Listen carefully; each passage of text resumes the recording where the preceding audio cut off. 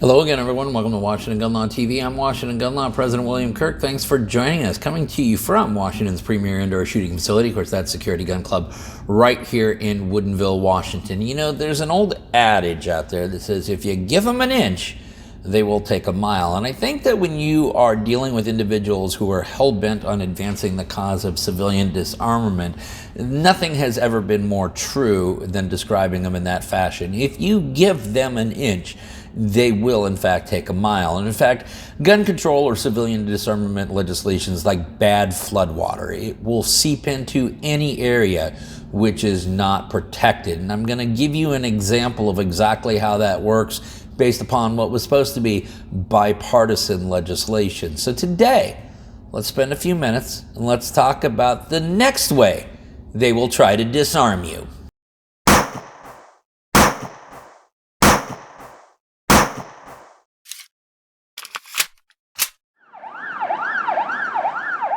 You watch the news, you read the headlines, and you know it for yourself. Your community is less safe than it was just a few years ago. So you decided to purchase your first firearm. But like everything else in your life, you wanted to do this lawfully and responsibly. So you trained and trained and trained. You learned the laws of self-defense and all the tactics necessary to protect yourself and your family. To this day, you continue to train, and you now live by the motto that it's better to have it and not need it than need it and not have it. You are prepared for anything, or so you thought. Who are you going to call when it all hits the fan? Who's going to defend you for defending them? Who's going to stand in your corner when you realize that proof beyond a reasonable doubt means one thing in a high school civics class and something altogether different in the real world? Introducing Right to Bear, self-defense coverage that protects you so that you can protect them.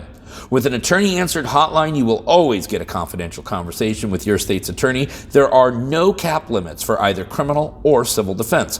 All forms of self-defense are covered, so from a fist to a firearm, you are protected. And you will have some of the nation's most passionate 2A attorneys defending you. And the peace of mind that you will have knowing that Right to Bear is in your corner, well, that's priceless. Listen, I've been in this industry long enough to know two things with absolute certainty. Good lawyers aren't cheap, and cheap lawyers aren't good. So visit my friends today at protectwithbear.com, and if you use the promo code WGL, you will receive 10% off.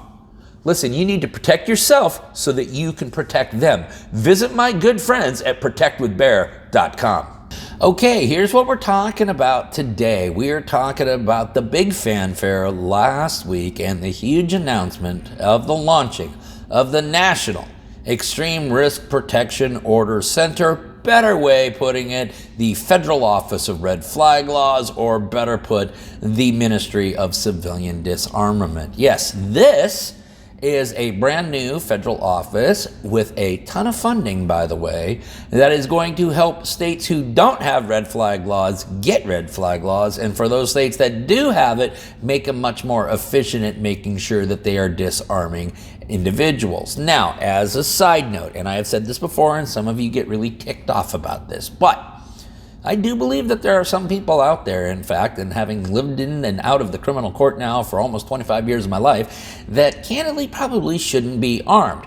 However, when red flag laws are implemented, that is when we attempt to execute them, that's where they horribly fall apart. From a constitutional basis, they absolutely don't come nowhere close to securing anything remotely similar to what a person should be afforded from constitutional protections. And therein lies the problem with red flag laws. Well, your federal government's coming to the rescue because they have created a whole new office that will help states get a lot better at doing this, okay? Now, according to the big press release from the White House last week, the following.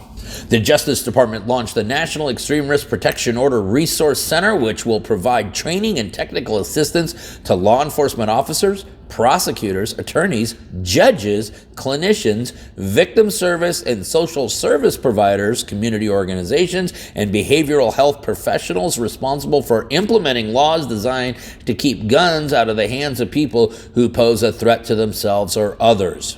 Now, I said at the very beginning, if you give them an inch, they will take a mile. I also said that this really kind of grew out of what was labeled as bipartisan legislation. And the way it works especially in civilian disarmament legislation. If you just got a mild little sprinkling of Republicans on it, well, then they'll call it a bipartisan piece of legislation.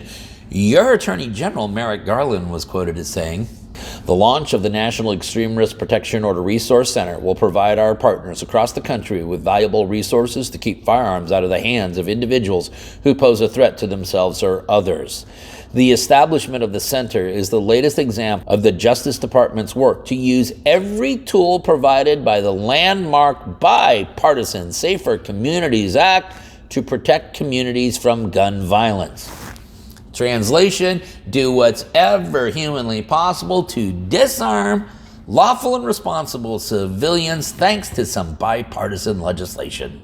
Now, they also reference a website which was recently created as part of a launch of this resource center, this website right here. And as you can see, there is a lot of information there. Now, what's behind the scenes is an additional $238 million to establish this and to start funding pilot programs in various jurisdictions, predominantly those who do not have some type of red flag law or extreme risk protection order. For those who have actually geeked out on red flag laws, you will know that from a procedural due process standpoint, this is one of the many, many deficiencies, and it is a horrific deficiency in the way we implement and execute red flag laws. Now, according to the federal government's website, the only way that a pilot program or a new program in a state can be eligible for federal funding is if they have some security measures in place to ensure due process protections. According to the website, the Bipartisan Safer Communities Act requires that ERPO programs funded through the Burn SCIP program include the following due process rights: notice, an in-person hearing, an unbiased adjudicator, no opposing evidence, present evidence, confront adverse witnesses, be represented by counsel at no expense to the government, heightened evidentiary standards and proof, which means not less than the protections afforded to a similarly situated litigant, penalties for abuse of the program. Now, if all of that is true, would that go a long way to curing some of the deficiencies in the execution red flag laws? It most certainly would. The most common complaint is a lack of due process rights. Another common complaint is a very low threshold of proof, oftentimes only preponderance of evidence. If we're getting to a clear and convincing standard, that is much, much better. Also, many of the litigants are not represented by counsel. Again, according to what the federal government is claiming right now, individuals would actually be appointed an attorney, which is a very, very important step in this entire process. But does all of this cure all of the problems that we find in red flag laws? No, it does not. It is an improvement, but it is not a solution. So, if you're in a state right now that currently has red flag laws, you might want to take very careful attention to the frequency in which they start being used. You are likely to see a rapid increase, a la what we've seen in the state of New York, with almost a 400% increase in just the last 18 months. Now, if you're in a state, however, especially a state who maybe just is mildly shaded red or is a little purple in color, and you don't have red flag laws, you better very carefully watch what's happening in your state legislature, because now there's going to be additional funding coming from Uncle Sam to help the states implement this. And this is yet another way in a long list of ways in which this administration wants to disarm you, the lawful and responsible gun owner. Listen, we'll go ahead and we'll link up all of the information about the National Extreme Risk Protection Order Resource Center down below in the description box so you can geek out on it for yourself. If you got any other questions about this or anything else related to what's left of our Second Amendment rights, you guys should know how to get a hold of Washington gun law by now. If you don't, that's okay. That information is also down there in the description box. And then finally, let's everyone remember that part of being the lawful and responsible gun owner, like we talk about all the time here, is to know what the law is in every situation, how it applies to you in any instance that you may find yourself. Until next time, thanks for watching and stay safe.